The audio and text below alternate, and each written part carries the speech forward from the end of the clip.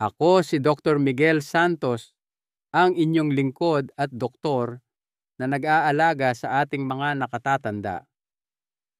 Sa aking maraming taon ng panggagamot, napansin ko na ang isa sa pinakamalaking regalo na maibibigay natin sa ating sarili habang tayo ay nagkakaedad ay ang tamang nutrisyon. Kaya naman samahan ninyo ako sa isang paglalakbay kung saan tutuklasin natin ang mga simpleng paraan para manatiling malakas, masigla at masaya. Naranasan mo na bang mapatingin sa salamin at mapaisip kung kailan nagsimulang humina ang iyong lakas? Isang araw kayang-kaya mong akyatin ang hagdanan nang walang kahirap-hirap, pero sa susunod, nakakapit ka na sa hawakan at hinihingal. Hindi ito dahil sa mahina ka, kundi dahil walang nagturo sa iyo kung paano mapoprotektahan ng tamang pagkain ang iyong lakas memorya at pati na ang iyong ngiti. Tingnan mo, hindi ang pagtanda ang problema. Ang tunay na issue ay kung ano ang mga ipinagkakait natin sa ating katawan. Habang tumatanda ang mga sustansya, ang enerhiya, ang maliliit na desisyon sa araw-araw na siyang nagpapanatili sa iyong sigla o dahan-dahang kumukuha nito.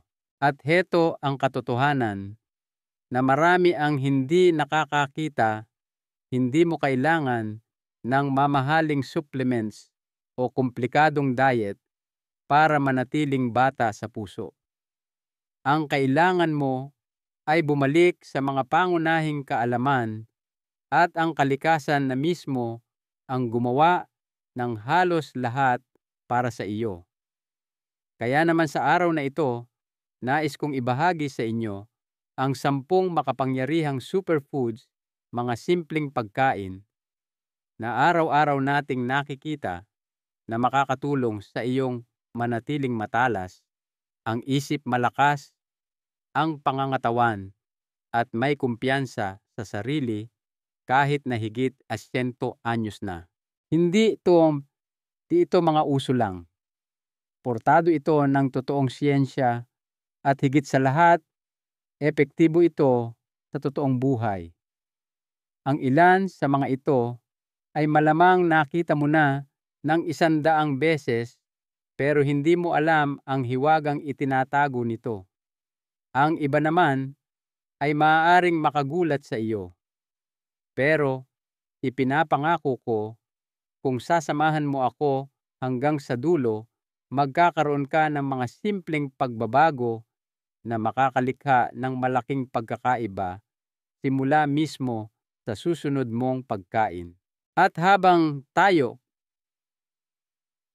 ay magkasama sa paglalakbay na ito, gusto kong malaman kung alin sa mga superfoods na ito ang bahagi na ng iyong pang-araw-araw na gawain o alin ang pinakagusto mong subukan. Mag-iwan ng komento sa ibaba.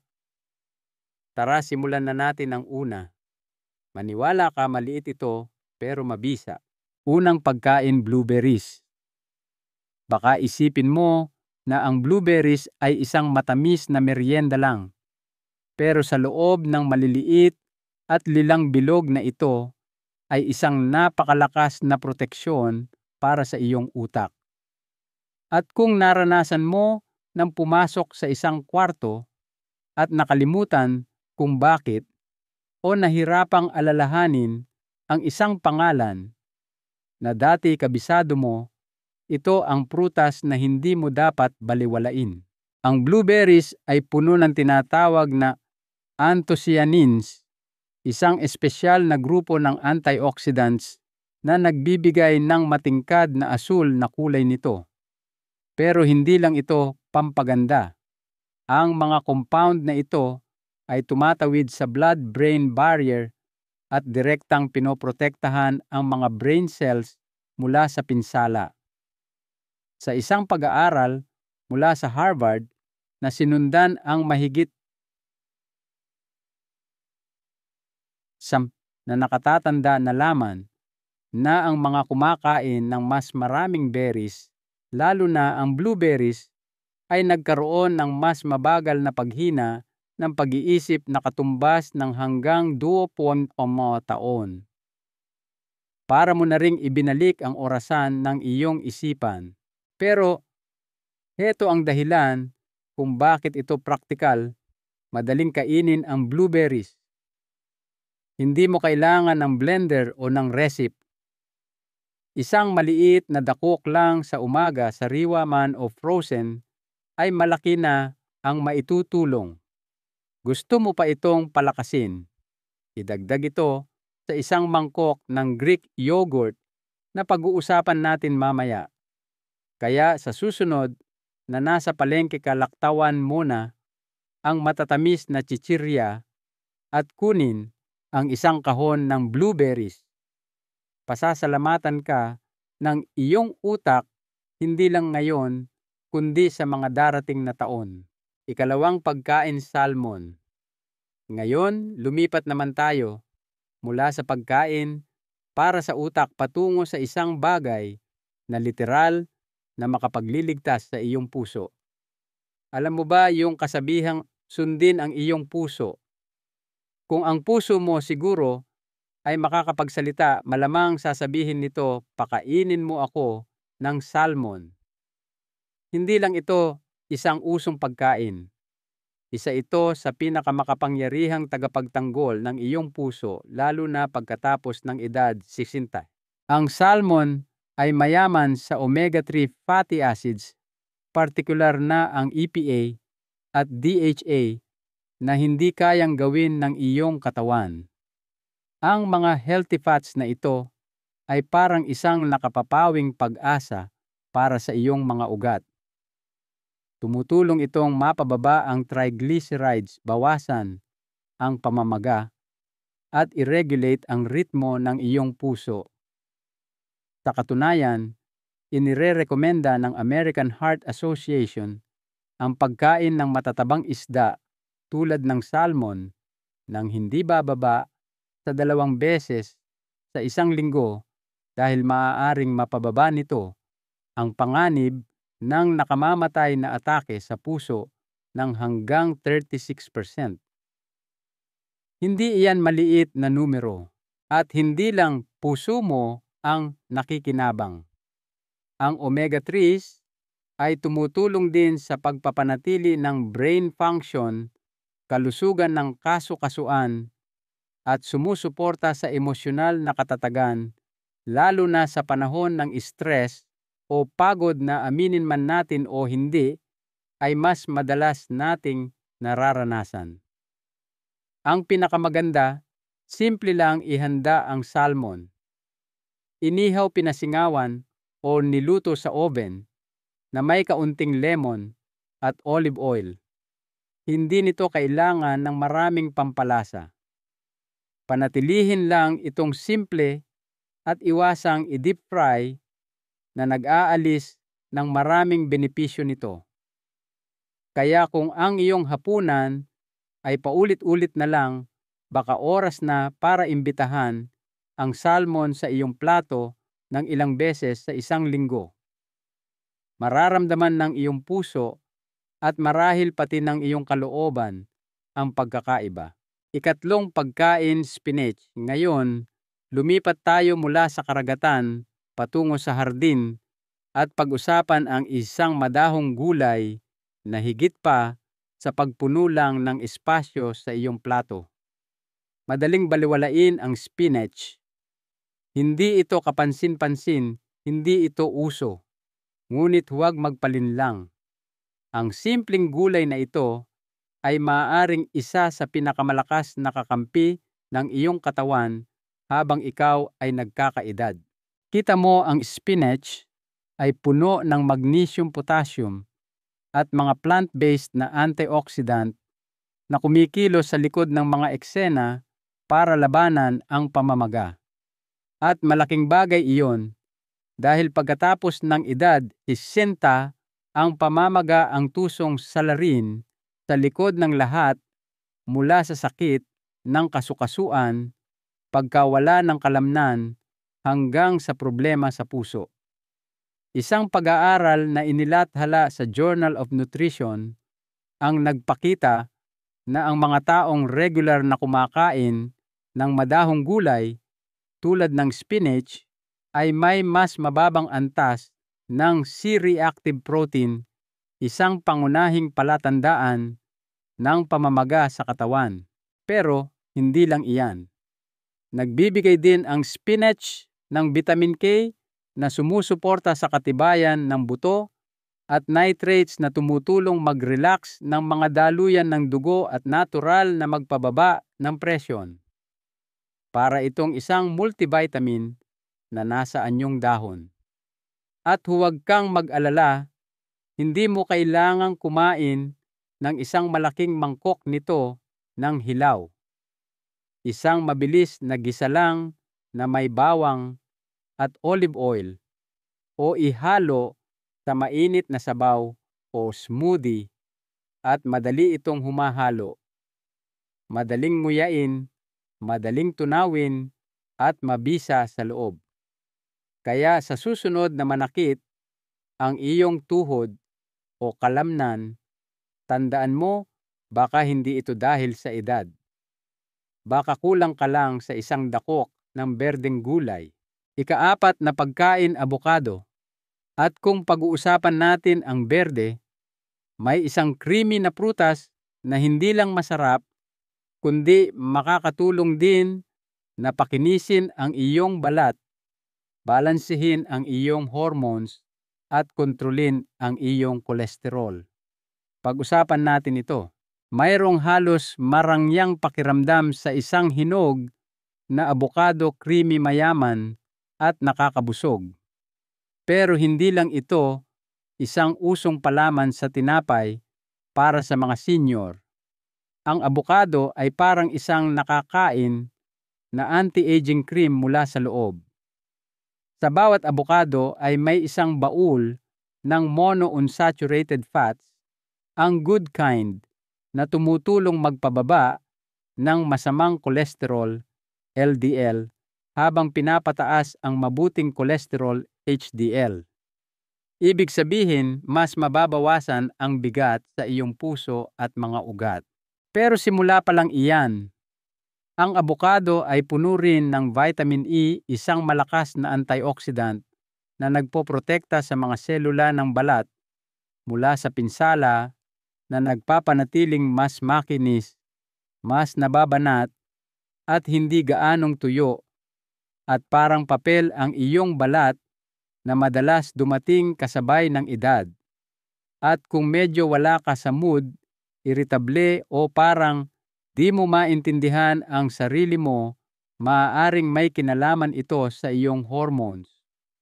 Ang abokado ay mayaman sa vitamin B6 at folate na direktang gumaganap sa pagbalanse ng mood at pagsuporta sa malusog na produksyon ng hormone na mahalaga para sa mga kalalakihan at kababaihan na dumadaan sa post-menopause o andropause. Kalahating abokado lang sa isang araw ay sapat na. Idagdag ito sa salad, ipalaman sa whole grain na tinapay, o kainin lang na may kaunting asin at isang piga ng lemon. Walang kailangan na magarbong recipe. Kaya sa susunod na may magsabi sa iyo na kailangan mo ng mamahaling krema para magmukhang bata, ngumiti ka lang at ipasa ang abokado. Ikalimang pagkain, Greek yogurt. Ngayon, lumipat tayo sa isang bagay na malambot, malamig, at medyo maasim, isa sa mga pinakamatandang sikreto para sa matibay na buto at isang kalmadong malusog na tiyan. Mayroong nakakaginhawang pakiramdam sa isang kutsarang makapal at creamy na Greek yogurt. Ngunit hindi lang ito isang treat. Isa ito sa pinakamakapangyarihang pang-araw-araw na pagkain upang mapanatiling malakas ang iyong katawan, lalo na pagkatapos ng edad 60. Ang Greek yogurt ay isang protein powerhouse At mahalaga iyon dahil pagkatapos ng sisintaw, mas mabilis lumiliit ang iyong mga kalamnan kaysa sa pagbuo nito, isang bagay na tinatawag na sarcopenia. Ngunit ipinapakita ng pananaliksik mula sa American Journal of Clinical Nutrition na ang mga nakatatanda na regular na kumakain ng mga pagkaing may mataas na protina tulad ng Greek yogurt ay nagpapanatili ng mas maraming lean muscle mass at lakas kahit na walang matinding ehersisyo. Ngunit hindi lang ito tungkol sa kalamnan. Nagbibigay din ang Greek yogurt ng sapat na dosis ng calcium at probiotics. Pinapanatili ng calcium na siksik ang iyong mga buto at mas mababa ang posibilidad na mabali na lalong mahalaga para sa mga kababaihan. Ang probiotics naman ay nagpapakain sa iyong tiyan ng mabubuting bakterya na tumutulong mapabuti ang panunaw, bawasan ang pamamaga ng tiyan, at suportahan pa ang iyong immunity. Ang susi ay ang pagpili ng plain unsweetened na Greek yogurt, hindi ang mga matatamis na may lasa. Maaari kang magdagdag ng blueberries, isang kurot ng walnuts, o isang patak ng pulot para natural itong patamisin. At kung kinakain mo man ito sa umaga o bilang isang magaan na merienda sa gabi, pasasalamatan ka ng iyong mga bututian at maging ng iyong kalooban.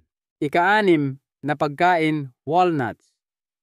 Ngayon, lumipat tayo sa isang bagay na medyo makalupa, isang bagay na maliit, kulubot at hugis utak. At lumalabas napakaganda rin nito para sa iyong utak. Maaaring maliit at kulubot sila, ngunit huwag maliitin ang walnuts. Ang mga maliliit na brain shape na mani na ito ay regalo ng kalikasan para sa iyong memorya, mood at pagtulog, lahat ng mga aspeto na madalas magbago habang tayo ay tumatanda. Ang walnuts ay isa sa pinakamayamang plant-based na pinagkukunan ng omega-3 fatty acids, partikular na ang alpha-linolenic acid, ALA. Ang mga healthy fats na ito ay gumaganap bilang natural na kalasag para sa iyong utak na nagpoprotekta sa mga neuron mula sa pamamaga at pinsala. Isang pag-aaral na inilathala sa Journal of Nutrition, Health and Aging ay sinundan ang mga senior na regular na kumakain ng walnuts at natuklasan na meron silang mas mahusay na cognitive scores at memory recall kumpara sa mga hindi. Ngunit hindi ito nagtatapos sa memorya. Ang walnuts ay naglalaman din ng natural na melatonin na tumutulong sa pag-regulate ng iyong sleep-wake cycle. Kaya kung ikaw ay pabaling-baling sa gabi o masyadong maagang nagigising, ang ilang piraso ng walnuts sa gabi ay maaaring makatulong sa iyong katawan na makamit ang mas malalim at mas mahimbing na tulog. Mayaman din sila sa magnesium at antioxidants na sumusuporta sa kalusugan ng puso at nagpapabawas ng pagkabalisa, isang bagay na madalas nating dinadala ng tahimik. Isang maliit na dakok sa isang araw, mga 3 hanggang 5 buong walnuts ay higit pa sa sapat. Siguraduhin lamang na sila ay hilaw o dry roasted na walang idinagdag na asin o asukal. Simple, makapangyarihan at nakakabusog. Ika-7 pagkain, sweet potatoes, kamote. Ngayon, lumipat tayo sa isang matamis at makalupang ugat na nagbibigay ng enerhiya sa iyong katawan nang hindi nagpapataas ng iyong blood sugar. Mayroong isang bagay na lubos na masustansya tungkol sa kamote. Marahil ito ay ang init ang kulay, o ang paraan ng pagpuno nito sa iyo nang hindi ka binibigatan. Ngunit higit sa kaginhawaan, ang kamote ay isang energy boosting at immune strengthening superstar, lalo na para sa mga senior. Ano ang nagpapalakas dito? Una, mayaman ito sa complex carbohydrates na nangangahulugang dahan-dahan itong naglalabas ng enerhiya at tumutulong na mapanatiling stable ang iyong blood sugar sa buong araw. Walang biglaang pagbagsak ng enerhiya, walang biglaang gutom, matatag at maaasahang panggatong na magagamit talaga ng iyong katawan. Ngunit dito talaga nagniningning ang kamote. Ang matingkad na kulay kahel nito ay mula sa beta-carotene na ginagawang vitamin A ng iyong katawan, isang pangunahing sustansya para sa kalusugan ng mata, pag-aayos ng balat, at isang malakas na immune system. Sa katunayan, isang pag-aaral mula sa Journal of Nutrition ang natuklasan na ang mga nakatatanda na may mas mataas na antas ng beta-carotene ay may mas mahusay na immune function at mas kaunting impeksyon, lalo na sa mga mas malamig na buwan. Puno rin ito ng fiber na tumutulong na manatiling regular ang panunaw at potassium na sumusuporta sa funksyon ng puso at kalamnan. Maaari mo itong pakuluan, ihawin, durugin, o hiwain at iluto para maging malusog na fries. Anuman ang gusto mo, panatilihin ang balat hanggat maaari. Doon nakatira ang maraming sustansya. Ikawalong pagkain, broccoli. Ngayon, pumunta ulit tayo sa pamilya ng mga berdeng gulay, ngunit sa pagkakataong ito, hindi lang ito tungkol sa sustansya. Ito ay tungkol sa paglaban sa mga lason at pagpapababa pa ng panganib sa kanser. Maaaring hindi manalo ang broccoli sa anumang popularity contest, ngunit kung makakaboto lang ang iyong mga selula, pipiliin nila ito sa bawat oras. Ang maliwanag na berdeng gulay na ito ay hindi lang mabuti para sa iyo. Isa ito sa pinakamakapangyarihang panlaban sa sakit sa kaharian ng mga halaman. Ano ang nagpapabago sa broccoli? Isang natural na compound na tinatawag na sulforaphane. Mukha itong kemikal sa laboratorio, ngunit ito ay ganap na natural at napaka-epektibo.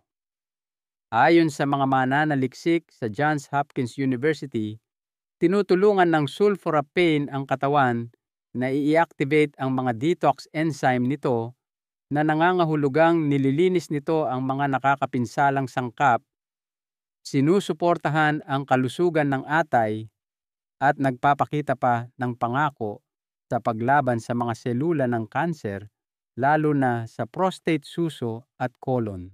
Bukod pa riyan, puno ang broccoli ng vitamin K at fiber. Lahat ay nagtutulungan upang mabawasan ang pamamaga-protektahan ang iyong mga kasukasuan at panatilihing maayos ang iyong panunaw. Ang susi ay huwag itong masyadong lutuin. Kapag ang broccoli ay bahagyang pinasingawan o ginisa hanggang sa maging maliwanag na berde, nananatili ang mga sustansya nito at nagiging mas madaling tunawin. Magdagdag ng kaunting olive oil o bawang at bigla hindi lang ito malusog, masarap pa. Kung dati mong iniiwasan ang broccoli sa iyong plato, baka oras na para ibalik ito, lalo na kung naghahanap ka ng mga natural na paraan upang manatiling malakas, matatag at protektado mula sa loob. Ikasiyam na pagkain, itlog. Ang itlog ay nakakuha ng masamang reputasyon sa mga nakaraang taon, ngunit hayaan ninyong sabihin ko para sa mga senior na gustong manatiling malakas, matalas ang isip at balanse. Ang hormones, ang itlog, lalo na ang pula ng itlog, ay isang tahimik na powerhouse. Sa loob ng ginintuang sentro na iyon ay ang choline, isang sustansya na sumusuporta sa memorya, focus at kalusugan ng nervous system. Ayon sa pananaliksik mula sa Framingham Heart Study, ang mga taong may mas mataas na pagkonsumo ng choline ay may mas mahusay na pagganap sa pag-iisip at mas maliit ang posibilidad na magkaroon ng paghina ng memorya. At tandaan ito, isang pula ng itlog ay naglalaman ng halos 150 bipagmama ng choline na sumasakop sa halos 30% ng kailangan mo sa isang araw. Ngunit hindi lang iyon. Ang itlog ay isa sa iilang natural na pinagkukunan ng vitamin D na tumutulong na panatilihing matibay ang mga buto at sumusuporta sa immune function. At para sa mga kalalakihan, lalo na ang kolesterol sa pula ng itlog ay talagang isang building block para sa produksyon ng testosterone, isang bagay na madalas bumaba habang nagkakaedad na, nakakaapekto sa enerhiya, lakas at maging sa kumpiyansa. Huwag hayaang takutin ka ng mga lumang alamat. Maraming pag-aaral na ngayon ang nagpapatunay na ang pagkain ng hanggang isang itlog sa isang araw ay hindi nagpapataas ng panganib sa sakit sa puso para sa malusog na individual. Ang pinakamahalaga ay kung paano mo ito inihahanda. Iwasan ang mamantikang kawali. Ang nilaga na poach o bahagyang scrambled ay pinakamainam. Kaya kung ang iyong almusal ay puro tinapay at walang laman, baka oras na para ibalik ang itlog sa iyong mesa. Ika-10 pagkain, tart cherry juice. Ngayon, para magtapos ng malakas, pag-usapan natin ang isang inumin na maaari mong i-enjoy bago matulog na tumutulong sa iyong mga kasukasuan, pagtulog at paggaling. Mayroong isang bagay na lubos na nakapapawi sa isang baso ng tart cherry juice bago matulog. Ngunit hindi lang ito tungkol sa pagre-relax. Ito ay tungkol sa paghilom habang natutulog ka. Para sa mga senior, iyon ang isa sa pinakamahalagang oras na nagpapanumbalik ang iyong katawan at binibigyan ng tart cherries ang prosesong iyon ng natural na tulong. Ano ang nagpapabisa dito? Ang tart cherries ay isa sa pinakamayamang natural na pinagkukunan ng melatonin, ang hormone na ginagamit ng iyong katawan para i-regulate ang pagtulog. Sa isang pag-aaral na inilathala sa European Journal of Nutrition, ang mga nakatatanda na uminom ng tart cherry juice 2 beses sa isang araw sa loob ng 2 linggo ay mas mahaba ang tulog at nag-ulat ng mas mahusay na kalidad ng pagtulog kumpara sa mga hindi. Walang tableta, walang side effects, mga cherry lang na gumagawa ng kanilang tahimik na trabaho. Ngunit hindi lang iyon. Ang tart cherries ay puno rin ng anthocyanins at mga anti-inflammatory compound na tumutulong na mapawi ang sakit sa kasukasuan, bawasan ang pananakit ng kalamnan, at tumulong pa sa paggaling pagkatapos mag-ehersisyo. Ginagawa nitong lalong nakakatulong kung naninigas ang iyong katawan sa umaga o sumasakit pagkatapos maglakad. Ang isang maliit na baso, mga 100 hanggang 150 mililitro, perpektong 30 minuto bago matulog ay sapat na. Siguraduhin lamang na pumili ng unsweetened 100% tart cherry juice, hindi ang mga matatamis na timpla na nag-aalis ng mga benepisyo. Mahalagang paalala bago tayo magtapos, hayaan ninyo akong magbigay ng isang banayad na paalala. Hindi lahat ng pagkain ay tama para sa lahat. Halimbawa, kung umiinom ka ng pampalabnaw ng dugo blood thinners, dapat kang mag-ingat sa mga pagkaing mataas sa vitamin K tulad ng spinach at broccoli dahil maaari itong makaapekto sa iyong gamot. Kung meron kang mga problema sa bato, ang ilang pagkain na mayaman sa potassium tulad ng kamote o abukado ay maaaring kailanganing limitahan. At kung pinamamahalaan mo ang kolesterol o diabetes, kahit na ang isang bagay na kasing lusog ng Greek yogurt o tart cherry juice ay dapat piliin, nang maingat laging piliin ang mga bersyon na walang asukal at bantayan ang laki ng iyong kinakain. At siyempre, kung meron kang mga allergy problema sa panunaw o sensitibo sa itlog, mani o gatas, noon pa man, laging pinakamahusay na magsimula ng paunti-unti at makipag-usap muna sa iyong doktor o dietitian. Ang layunin dito ay hindi perpeksyon. Ito ay tungkol sa pagkilala sa iyong katawan, pakikinig dito, at paggawa ng mga pagpili na nag-aangat sa iyo, hindi nagpapabigat. Konklusyon at aral, yang pagtanda ay isang paglalakbay, hindi isang sentensya. At sa bawat araw, mayroon kang pagkakataong piliin kung ano ang magiging pakiramdam ng paglalakbay na iyon. Hindi mo kailangang baligtarin ang iyong buong buhay. Hindi mo kailangan ng mga mahiwagang tableta o mamahaling paggamot.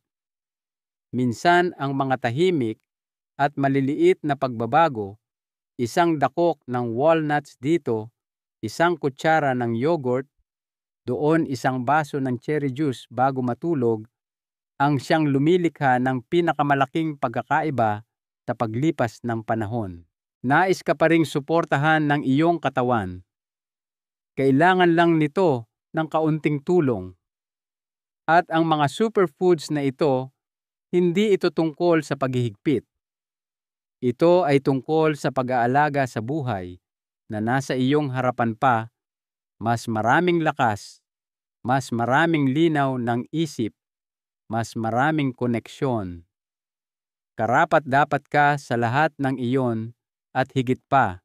Kaya subukan mo ang isang pagbabago ngayong linggo. Isa lang. Manatili dito at tingnan kung ano ang magbabago. Mas marami pang karunungan ang iyong katawan kaysa sa iyong inaakala. Pagkatiwalaan mo ito. Kung ang video na ito ay nagbigay sa iyo ng isang bagay na nakakatulong, isang bagay na nagpangiti sa iyo, nagpatanggo o nagbigay ng pag-asa, mangyaring mag-iwan ng komento sa ibaba.